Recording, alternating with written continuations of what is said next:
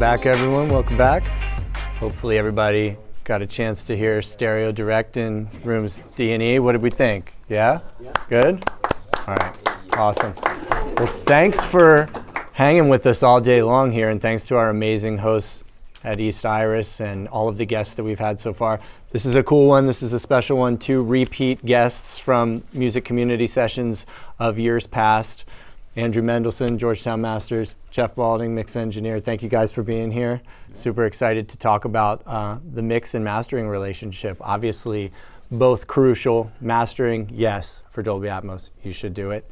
Your stereo direct re-render, yes, that should be mastered as well, along with your Dolby Atmos master.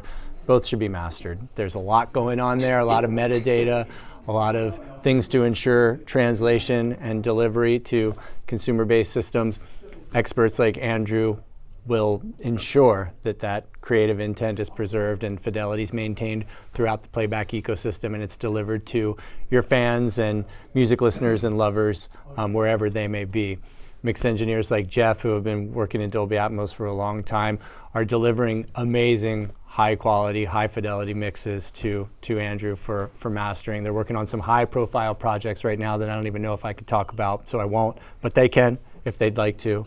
And we just really wanted to create a platform here to share how important this piece of the workflow is and answer your questions about how this works and why it is important as well. So Greg and I will do this together. I'll turn it over to you to kick it off, and these gentlemen can introduce themselves and we'll get into it. Yeah, thanks, Ben. What Ben said. So yeah, welcome back, everybody. Again, really happy to have Andrew and Jeff with us. And I think we'll just go ahead and just get right into it, because these two gentlemen are all that stands in the your way in terms of getting the Martin's barbecue. No, I'm kidding. This is why you're here. This is absolutely why you're here. So we really appreciate you guys being here. So I think before we jump right into it, obviously we're recording this and capturing it, and we're gonna share this with the world. So just for folks who may not know, if you could give us just a quick little snippet of who you are and what you do. And Andrew, we'll start with you, and then we'll go to you, Jeff. Wasn't ready for this. Andrew Mendelson. I'm the chief mastering engineer, owner at Georgetown Masters. Been there since 2002.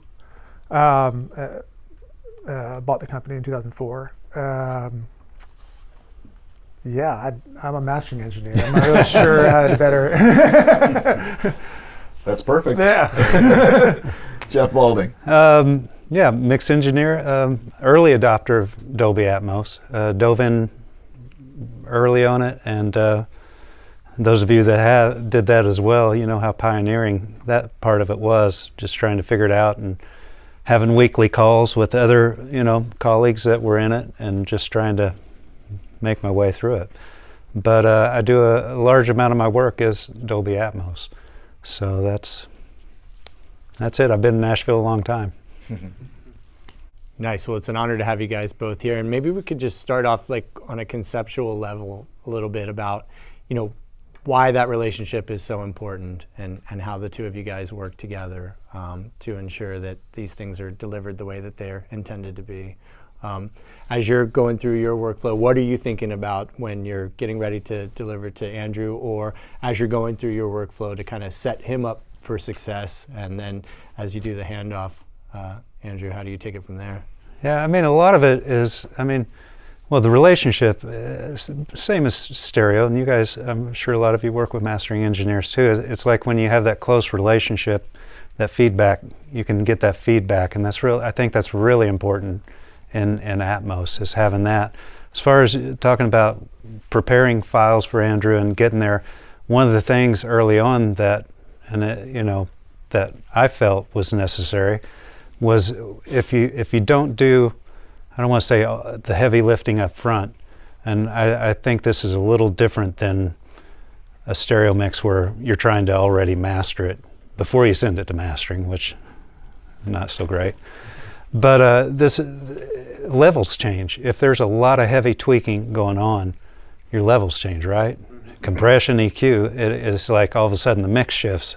And if that's happening in mastering, if you really miss the mark, and if I'm missing the mark and Andrew's going, let's crank on it, it's like all of a sudden it's out of balance. So a lot of it's getting it, making sure you got it pretty much where you need to be, and then to send it to Andrew. And you know, if I'm missing the mark, he's going to call me and go, maybe you need to, you know, check this, check the bottom, this is kind of wacky. And I'll go, okay, got it, and I'll send him another one. You know, and even that's just the way we work, you know. And then he puts his little touch on it, and it gets better, and we're golden, you know. And yeah, and you know, I think it's important to have that relationship and send it to mastering, because I want somebody that's hearing everything that's coming through, right? Everybody's pouring into this funnel, and he knows exactly, and I trust his ears. That's the main thing. And if you trust your mastering guy's ears, then you get legitimate feedback, and you know that when it leaves him, that not only does it sound great, but it's QC'd properly. And that's a huge thing. Gosh, I mean, and you know, I've gone through a song where, you know, it's like me, I have an assistant that would prep the files, I'd mix it, then an assistant that would QC it and print it, send it to mastering, QC and mastering, and then you have an artist listen to it and go, where's that guitar part in the bridge? And A&R, everybody missed it, right? And you're going, how'd that get through, right? Because it's just this one little part. But you know, that's the thing. I mean, Andrew, when they QC stuff, if something's missing in the mix, he'll call me and go, dude, man, check and make sure you got this in your stem, so I'm not hearing it. So that whole process just is fail-safe. And what's even more interesting is sometimes it's there in the speakers, but not in the bin, or there in the bin and not in the Apple Spatial. So there's a lot more to focus on in terms of QC and making sure that everything's where it should be, especially if you're dealing with, which a lot of the time is the case as of right now, an existing stereo mix and master, which so you have a vision of the work that the artist has signed off on, and you're trying to make sure that you're being true to that. So you don't want a guitar being buried, you know, if it's a very prominent, you know, solo. But one thing I always, you know, and I'd say this when I've been on stereo panels as well, there's a bit of a misnomer in terms of, are you going to master something? It's not really a matter of, are you going to master it? It's, are you going to go to a dedicated mastering engineer to master it? Someone has to create the master. Someone is mastering it. The question is, are you going to master it yourself, or are you going to go to somebody who specializes in that? And that's, you know, you can make an argument in any case for why you want to do one or the other. But it's a little bit confusing when people say, am I going to master this? Because you are mastering it. It's just a matter of, are you going to go to somebody that specializes in that? And then, you know, that's something that we do. And I'm fortunate to have a great team of people that work with me, and they help with the QC and whatnot. So we have a very extensive QC process, both on the front end when we get the file, and then even more extensive on the back end when we're, you know, creating the final master. Could you break down your QC process a little bit? Sort of. I actually wish one of my guys was here. They're both unavailable today to come in. They could actually tell you better like what our whole procedure is, but we have an entire sort of checklist, and we're, you know, checking, because we're checking for, you know, on the back end, you mean, or on the front end, or? Yeah, like when you're about to deliver. Yeah, like, you know, yeah, well, obviously there's the basic stuff of, you know, file length and everything. You know, we're checking, okay, are the, you know, bin settings are they matching on the way in? Are the, you know, all the delivery requirements. All the delivery requirements. Different labels we have different specs for every label, because, you know, like Universal's going to have much stricter standards than, say, Sony will, at least on the Atmos stuff. But then Apple has their own, you know, standards, which they're starting to flag certain things, or at least send it back for questioning. And, you know, then you sort of run into that situation of, where does creativity end and where do I have to meet these certain standards? And we'll actually, if we're doing something that's sort of pushing the line on a particular project, we'll actually send a note along with the master saying, hey, we're doing this. We know this is borderline, it's intentional. And that will usually help clear, because lots of times it's already late when you get to the Atmos because of the way they do. So you don't have time for something to get kicked back, or you might miss deadline, or you might have already missed deadlines. You're already late to it. I'll tell you one thing they do is they listen to each channel, and because I'll get a call, from Luke or somebody, and they'll go, check the left side speaker and channel, and there's at this number there's a little distortion, or there's something there that you need to check and make sure it's in the stem or the file and stuff, and that's invaluable. That's another unique thing for Atmos, is because we'll do stuff where we've mastered the stereo file, and we'll do stuff where we didn't master the stereo. We're in our work, in the stereo work, we're pretty aggressive with trying to take out any things that's perceived as unwanted noises or distortions and whatnot, which is a manual process. We'll actually go in there with a spectrolyzer and do a lot of that, more so than a lot of other studios. So now we have a judgment call. If we get something in and there's okay, there's a distortion in this, but it's in the stereo master. Okay, now we have to, should this come out? Should this match the stereo master? We tend to lean towards going with the vision of the stereo master in that case, but if it's really egregious, we might call the producer up. Unlike the rap song this week, the stereo master was so hot, the kick, everything distorted, right? Had fuzz around it, but the mix, the original, the files were not that way. So it's like, well, that wasn't a product necessarily of the producer, right? That said, oh, that's what I want. It wasn't on the multi-track. But what do we do? Andrew called me. He said, what do you want to do here? I said, this is what is in the stereo and what people are hearing, but I pulled, I said, let's leave it like it is. I mean, it's clearly a matter of, it was just very smashed in, like you would expect in that genre, on the stereo master, and it actually could have been even the stereo mix, could have been on the mix bus, but just, you really couldn't have gotten that sound in Atmos. It would have destroyed her. Yeah, it would have really sounded more. fake. If you do something like that overall, you know how the mix will just fold up to mono. And I was talking to Tony about this. There are certain things that you're not going to achieve in Atmos that you'd achieve in stereo. Like it's certain sounds that maybe it's a bad thing, maybe it's a good thing. But we had a project where it was something that was panned hard left, and that just the way that sort of up against your eardrum sound. You can't really achieve that on Apple Spatial. Mm-hmm. There's ways you can sort of get close to it on the bin, but you're not going to get that in Apple Spatial, and so you just have to figure out ways to okay, well, this is a different format. How do I conform and make this music translate to this format? Mm-hmm. And that's where you have to, at some point you have to stop chasing the stereo and understand, okay, we are doing something different here. That should be a guideline, but now it's time. We got to make a departure because you physically can't do that. In the same way, there's certain things you can't make something spin around your head in stereo. So there's just certain things that won't translate from format to format. In regard to stereo and Atmos, how do you set up your clients like Jeff? In terms of deliverables, what are the requirements? What are the differences in terms of what Jeff needs to do and deliver to you? Difference between stereo and Atmos.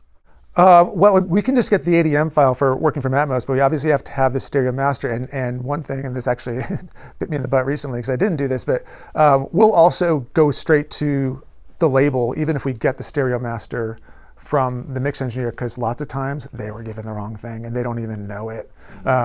We've actually had cases where the Atmos mix engineer had the stereo mix and they were told it was the master, and maybe because they were trying to push the project along and it wasn't mastered yet. But if we didn't master it, fortunately, more than half the stuff that we're mastering in Atmos, or at least half, we've done the stereo too, so we have the file on hand. But if it's ever something that we didn't master in stereo, we want to make sure we have that final file on our end. But really, if we just get the ADM file, we're kind of good to go. One thing that is really handy, though, some mix engineers do especially if you're using a lot of objects, label your objects. It's super helpful because there's positives and negatives of going heavy objects, and you can everyone's got their own take on that.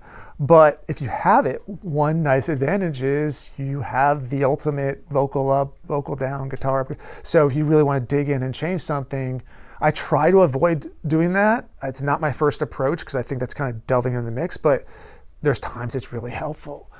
if you'd be able to ride something. And if you can just have it labeled right there on the track rather than have to go soloing stuff and searching for it, or even if you kind of know where it is, if you got if you've got 50 objects, you're like, oh, where was that again? Because you're on song 5 now and you found it on song 3, and maybe they're in different order on the different songs. So that is a super helpful thing if you're labeling those. When you're delivering an Atmos album, do you analyze like the entire stereo masters on the album and find like the loudest and set that to like -18 and then kind of gauge it off of that, or how do you go about gauging? I don't necessarily analyze the stereo masters. What I'll do is I'll throw in the stereo master. So we have a setup that when I first got started on this was really important to me. Was I wanted to create an analog of my stereo workflow. So when I'm working in stereo, I can press a button and hear the untouched mix. I can level matched. I can hear the master. I can hear reference material from another record. I can hear reference material streaming off of Apple Music. I can hear if I'm doing a recall, I can hear the previous version. I can hear the other songs on the album. So I've got that set up on a console system, basically, where I can press a button and hear all this stuff. So one of those buttons will just bring up the stereo. I'll have that lined up, and I can actually level match for headphones and speakers separately, because lots of times it will be different, and different mix engineers. Actually, Jeff's really good at, he gets his, it's just different styles do this, but like get the headphones sounding so loud, even when the speakers are measuring it at a nominal level. And that can be actually one of the challenges in mastering if you have multiple mix engineers is okay, you get these levels balanced on speakers, and all of a sudden, oh well, this mix style sounds so much different on Apple Spatial or on the bin. That's honestly probably the biggest challenge of mastering for me in Atmos. But so I'll have the stereo lined up there. Usually on the first song, I'll kind of balance where I'm sitting at, and that will be kind of the level I'll set the stereo at on both headphones and on speakers for the entire project. I'll go through it. I'll master everything. So because it's nice, it's already been pre-leveled, so you kind of have a guide for. Yeah. It's a little bit easier to do in the stereo because you got to make it up. Now you got at least a map to sort of, here's my starting point. Things won't always match, but at least you got a starting point. And then once I get all the way through, then I'll analyze the immersive levels, make sure they're conforming. I'm not going too hot, too quiet, and then I might do a global adjustment before printing. And when you export, do you enable or disable your final like binaural limiter? Because I know that's like an option now on like one of the recents. Or does that matter as a mastering engineer? It's honestly going to be project dependent, but honestly I haven't. I leave it enabled usually, but I could see it being a project by project thing. Thank you. Yeah. I've got a question maybe it goes to Jeff first, and it's sort of a comparison to your experience, both of you, in traditional stereo work, mixing and mastering, to the new Atmos work that you're doing. It's almost a truism that like the mix engineer is going to listen on lots of different speakers as you refine your balances and everything. And then the mastering engineer provides that point of reference on a system that you know so well. But given the investment and in making an Atmos mix room, if you're really working on one reference system as a mixer, how does that change things in terms of what you're getting back, or relying on similarity or difference to the mastering? Well, I'm not only the speakers, the headphones, obviously, maybe three different headphones. The phone, turn it sideways. I've got a Sonos system I'll check mixes on because I want to make sure that's translating. So I'm doing my translation homework on the mixes, making sure that I'm not hearing something funny, because it'll sound great on everything, and then I'll go to the Sonos system and it'll be like, oh, well, no, that's sticking out, So I'll go back up, whether it's a panning thing or whatever it is, to try to get it to balance between speakers, headphones, and then that. And I tune it in that way. And then, Andrew, did you do the similar thing? It sounds like, well, particularly with bins, you have to, but are you checking on other systems that provide more of a you know. Yeah, we have a Sonos. I mean, at some point you start to learn how things translate. I remember in the beginning it was really like I said, my biggest issue in the beginning was it was like playing that photo hunt game, because you're like, is this missing? Is this there? You know, trying to find it, and lots of times it'd be there. It wouldn't be there on the Sonos, but it'd be there, you know, in the bin, but it wouldn't be there in the. You start to learn certain things like that, but yeah, I've got it set up so that I can hear, you know, live using the audio movers in the Apple Spatial, listen to the bin, listen to my speakers both with and without the Dolby Curve on, and then be able to listen off of the Sonos. I used to try going out to that Amazon box. I don't really do that all that much anymore. But the Sonos I'll use in terms of an extra reference. And the audio movers thing is That's a eye-opening too. That's That'll a game changer. that'll let you know if you're trying to do too much to the mix.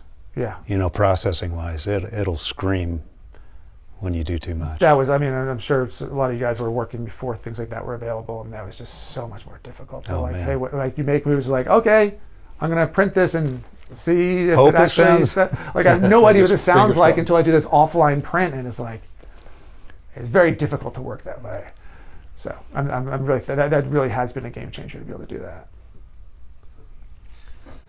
I wanted to ask if you could share a little bit about, and we'll get your question in a moment, about how you use the Album Assembler. I mean, you've been using it for quite a few years now. You've been involved with its many iterations, and I know you use several instances of it in your studio to kind of have multiple reference points and workflows.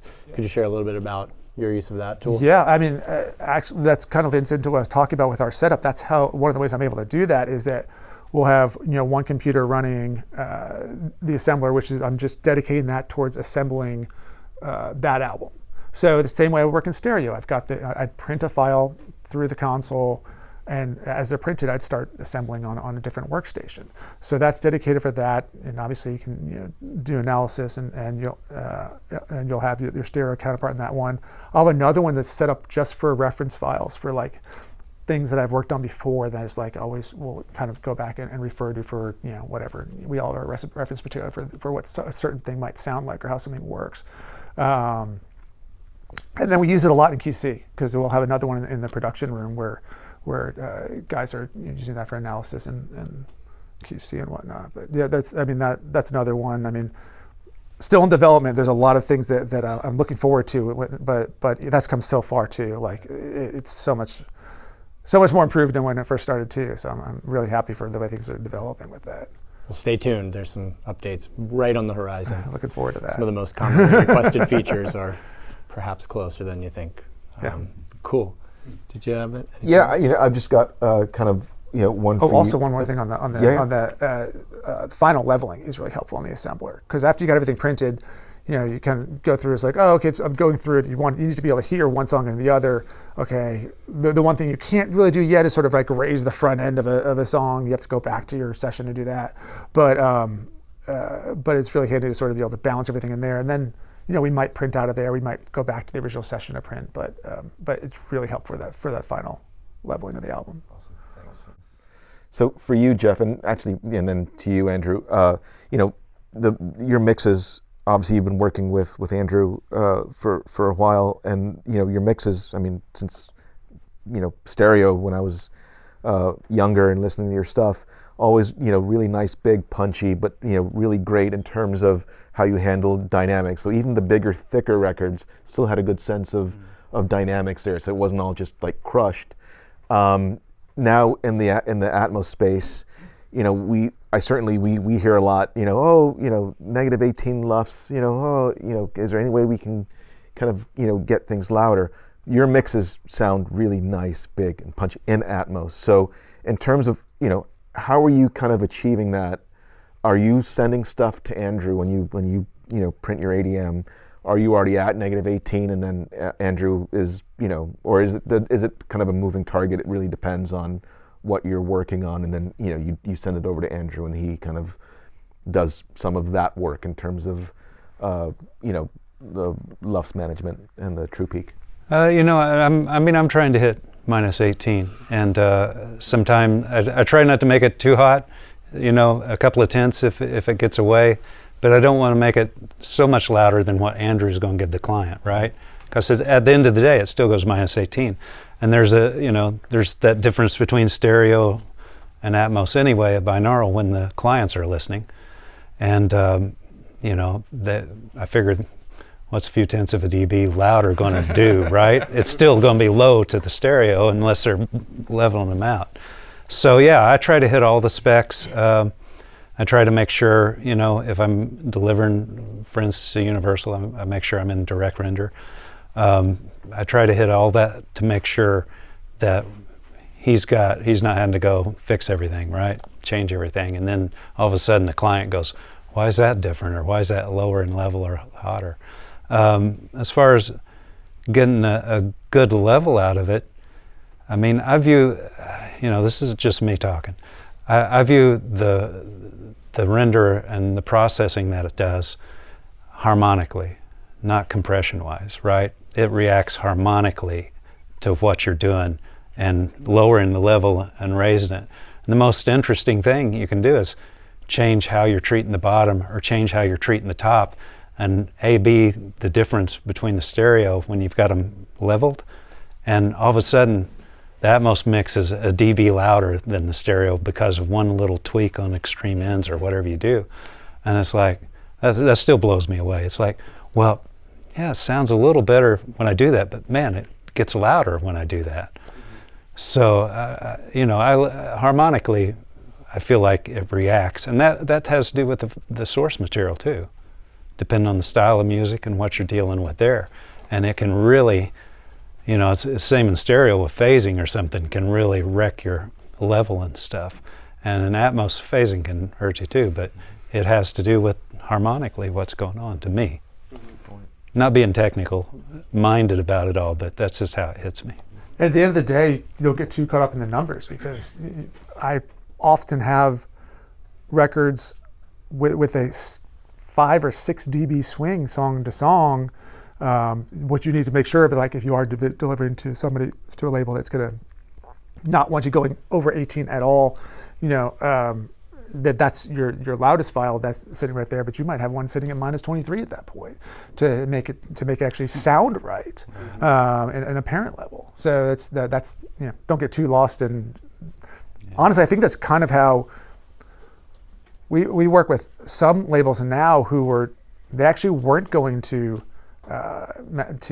mastering for their albums for the longest time, and now they've reversed course, and it's the opposite. Like, they demand everything goes to dedicated mastering, because I think that's part of the reason that sort of thing was happening, where they'd get like 4 files in from different mix engineers and they'd throw the album together, and it would sound completely disjointed because there was nobody in charge of making sure this worked together as an entity and as an album. That on top of these guys are on to the next mix, they may miss certain things in the QC and whatnot, and a lot of the guys that are busy mixing don't want to focus on that. They want to be on to the next mix, so they'd rather focus on that and not to focus on those little details of delivery. Do you have a question, sir? Well, I'm curious about the difference between Dolby Atmos, that's why we're here, but also because of spatial audio. It's like they're both different, and it's like how do we find the balance between when you're QCing something, the Dolby Atmos version versus the Apple version? I mean, because there's. You're talking about like the bin versus the yeah. I mean, it seems like it's a moving target. Absolutely, that's honestly the biggest challenge, and I've actually had multiple times producers say, "Hey, can we do a different master on the bin?" Because I will send out reference to the bin and the MP4. Like, can we do a different master? Like, no, these aren't actual masters. These are references of what the master will, because it is it's one file to rule them all. Yeah. So that's part of the balancing act. That's honestly one of the things we focus on, is really trying to find that. Usually, sometimes they'll come down to a conversation with the client, because it's a matter of, okay, what is your focus? We'll explain to them the issue. Right. I will say most of my clients are going to say, well, we're doing this for Apple Music, so if we have to make the sacrifice, I want it to thrive there. However, the problem with that is, as you well know, the way it sounds on Apple Music today, it will not sound like that in 6 months. It's evolving. The next device is gonna flip it on its head. And that's where my good friend Michael Romanowski is a master engineer, and he's been, he's a real pioneer in this, and I worked with him extensively on this earlier when I was getting my feet wet in the Atmos world, and he really sort of stressed the whole the speakers should be the be all end all, because that's sort of the target everything's striving for, and over the years, I've definitely come to see what he meant by that. So at least you have a baseline of, if the room is right, at least everything's trying to sound more like the room. So if Apple's evolving their codec, they're trying to get closer to that. So that's where you want your system to be. The same reason you wouldn't master in stereo on earbuds. I have got a $200,000 stereo setup that I listen on. Why? Because you want the most neutral environment you can possibly have, and make all the playback systems kind of their objective should become as close to that neutral environment as possible. So if you think of the speakers as the neutral environment, then that's sort of the best thing. That being said, it has to get approved today. So I have had that conversation. Lots of times people will say, well, I'm doing this for Apple. I need it to sound good on Apple today. If we have to change it in the future, we'll change it in the future, which is another whole conversation about how music's becoming a little bit more disposable, and people don't think of it in terms of, like, if you cut vinyl, you send out copies, that's it. Now you have a file out there that could be swapped. It sort of changes the way people think about it. It's definitely become more disposable over the years. So they're sort of thinking, okay, well, I want it to sound good on Apple now because that's why I'm doing this. Most of them. Everyone's got their own take on it, though. I'll touch on that too. Yeah. So I think that goes back to the mixer. If you get that balance between that translation between, say, using audio movers and binaural, going between those, you can get it right. Or, right is close, right? You can get as close as you can get it. And then there's not a problem for Andrew, right? So that's where that problem arises, is somebody's not doing their homework when it's that drastically different. Yeah. And I'm very fortunate. When I get a mix from Jeff, it's usually pretty much there. And if it's not, more than half the time I'm going to call him and tell him what I'm hearing, and he'll just fix it in his end, and he'll send it back to us. So you have those certain relationships. Other times I'm digging in and doing a lot of work, a lot of writing, and I've really drawn back to I started early on in my career doing audiophile jazz and classical music, and sort of going back to manual limiting that I learned how to do, when editing a symphony. You wouldn't put a limiter on it. Really learning how to, going back to sort of doing that, because you're going to go to -18 anyway. You're not dealing with the same sort of, unless you want to achieve that sound with that same sort of loudness or compression sort of sound that people become used to in the stereo world and strive for in the stereo world. So I really rely on that a lot more, because the more you start, sometimes it works really well, but lots of times it can really come undone, especially in one format or the other. You slam it, it's nice, sound great on speakers, but now the bin's totally jacked up, or vice versa. And has Atmos changed anything in terms of people attending mastering sessions, or are we still, Yes, actually, well, one of my other guys just attended one the other day. More people are coming because people don't have it. Producers might not have an Atmos room. Also, like I said, we do have a unique setup where you can very easily switch to hear all the different formats. You can very easily compare different things, which is not a lot of studios are set up that way. So that's really handy, particularly at that final stage, to be able to quickly audition level match between the stereo, the untouched. If you're doing a recall, the previous version, that's kind of why we set the room up that way. So people come in for that purpose. So yeah, I'd say a little bit more producers will come in, but for the most part, we'll send out a bin playlist, an MP4 playlist. If we know they can deal with the ADM, we'll send that out as well. But we'll do the whole description, because honestly, a lot of this is just education. Because like how do I play? You got to make sure they know how to play back the file correctly, which has gotten so much easier now. but then so they know what they're listening to. Okay, this is an emulation of what you're going to hear on Apple. This is an emulation of what you're going to hear on Tidal and Amazon, and so they can make their decisions. Andrew Mendelson, Jeff Balding, thank you guys so much.